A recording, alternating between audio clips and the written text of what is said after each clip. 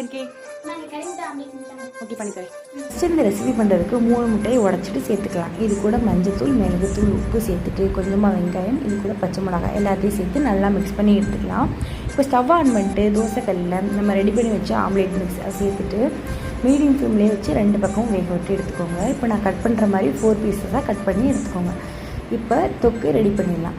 Next ஒரு பாத்திரத்தில் 2 spoon oil விட்டுட்டு இது கூட கொஞ்சமாக சோம்பு, பிரிஞ்சி இலை, 2 வெள்ளைப்பூண்டை தட்டி சேர்த்துக்கலாம். இது கூட ஒரு வெங்காயம், கொஞ்சமாக கருவேப்பிலை சேர்த்துட்டு நல்லா மிக்ஸ் பண்ணிவிட்டு இது கூட 3 மீடியம் சைஸ் தக்காளி அதையும் சேர்த்து கொஞ்சமாக உப்பு சேர்த்துட்டு வதங்கினதுக்கப்புறம் இது கூட குழம்பு மிளகாத்தூள், சிக்கன் மசாலா, கரம் மசாலா, கொஞ்சமாக மஞ்சள்தூள் எல்லாத்தையும் சேர்த்துட்டு எண்ணெய் பிரிஞ்சு வந்ததுக்கப்புறம் நம்ம ரெடி பண்ணி வச்ச ஆம்லெட்டை இது கூட சேர்த்துக்கலாம்.